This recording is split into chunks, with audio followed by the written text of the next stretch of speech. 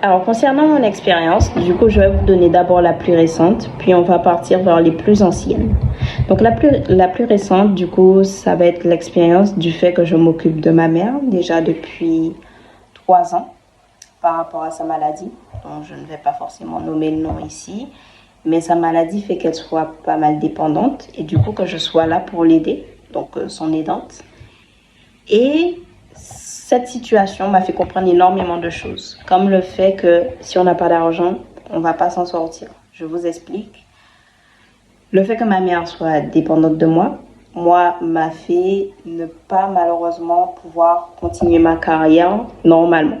Donc, que ce soit continuer ma carrière professionnellement, tout, ça a mis un peu une pause à ma vie, entre guillemets. Mais ça m'a montré aussi que non seulement c'est bien d'être entouré, donc par de bonnes personnes, mais financièrement, les aides qu'on est censé avoir, que ça fait déjà 3 ans que je recherche désespérément, que je fais appel partout et tout, c'est pas si simple. Et du coup, on peut se retrouver du jour au lendemain dans une galère, on ne sait même pas. Surtout au niveau des maladies. On ne gère pas quand on peut avoir une maladie. C'est pour ça qu'il y a des personnes qui me disent très souvent, ah, moi, je préfère être salarié qu'entrepreneur, je suis payé chaque mois, etc. Patiti patata. Par contre, à la fin du mois, ça peut arriver que peut-être tu tombes malade. Ce mois-ci, tu as travaillé, tu as ton argent. Par contre, le mois prochain, tu fais comment? Il faut se poser les questions. La maladie, c'est quelque chose qu'on ne gère pas, qu'on ne prévoit pas. Il y a énormément de choses qu'on ne gère pas, qu'on ne prévoit pas, les crises dans le monde et tout. On ne peut pas avoir de contrôle sur ces choses-là. Par contre, on peut avoir des contrôles sur, entre guillemets, nos vies. Personnellement, ce qui m'a permis d'avoir le contrôle sur ma vie était que j'étais déjà entrepreneur. Et malgré tout, avec les difficultés du coup de ma situation actuelle, je me suis retrouvée à ne pas pouvoir travailler quand même pendant une année.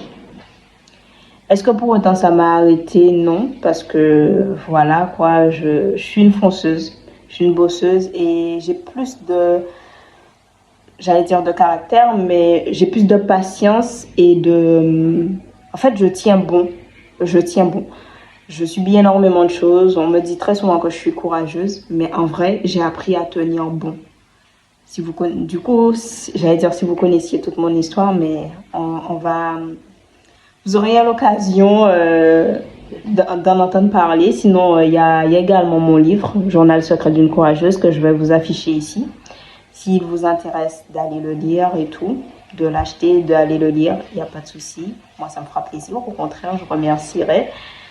Mais du coup, tout ça pour vous dire qu'il y a des choses qu'on ne peut malheureusement pas prévoir, qui vont nous tomber dessus et qu'on va se retrouver du jour au lendemain. J'ai vu énormément de personnes qui ont dû s'occuper d'un proche à eux, d'un mari, d'une femme, d'une mère, d'un père, et qui se sont retrouvés du coup du jour au lendemain à ne pas pouvoir travailler, qui étaient des entrepreneurs avec des grosses entreprises qui ont dû fermer du jour au lendemain, qui étaient des personnes qui étaient salariées, qui gagnaient une bonne somme et qui, à leur retraite, à leur vieillesse, tout est tombé.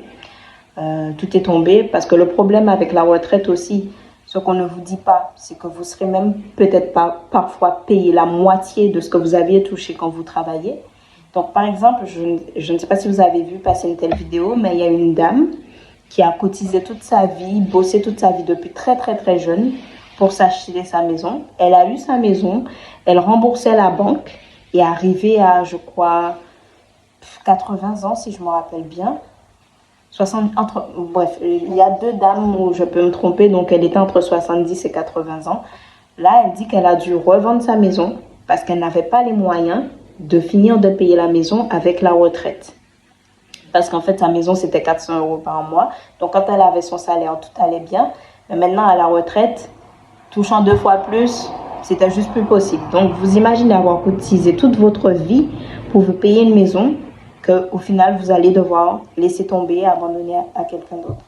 Donc, il y a beaucoup de choses dans la vie qu'on ne peut malheureusement pas prévoir. Et le système, on ne va pas se mentir, il est pas mal fait pour ça. Il n'est pas mal fait pour appauvrir les gens, pour les rendre, entre guillemets, dépendants, pour ne pas dire esclaves. Mais très dépendants en fait. On va rendre les gens très dépendants et tout. Et la seule façon de s'en sortir, c'est par soi-même. Essayez de ne pas trop dépendre. Je ne vous dis pas que vous ne pouvez pas vous faire aider et tout.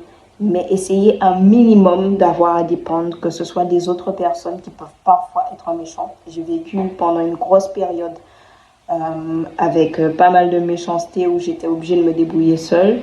Ensuite, il y a eu la famille et tout qui a pu m'aider et tout ça, mais même chose au niveau de mon travail, de mon entreprise. Au début, vous allez vivre des périodes où les gens vont même pas vous capter. Puis ce sera quand vous serez déjà à un certain niveau qu'on va vous capter. Donc, il faut diminuer le plus possible votre dépendance à quelque chose. Et du coup, c'est de ça qu'on va parler dans notre vidéo du jour. Certes, la vidéo a été un peu longue pour raconter ça, mais comme je vous ai dit, ce sera surtout basé sur mon histoire rapidement et vous expliquer ce que les autres vidéos vont vous apporter.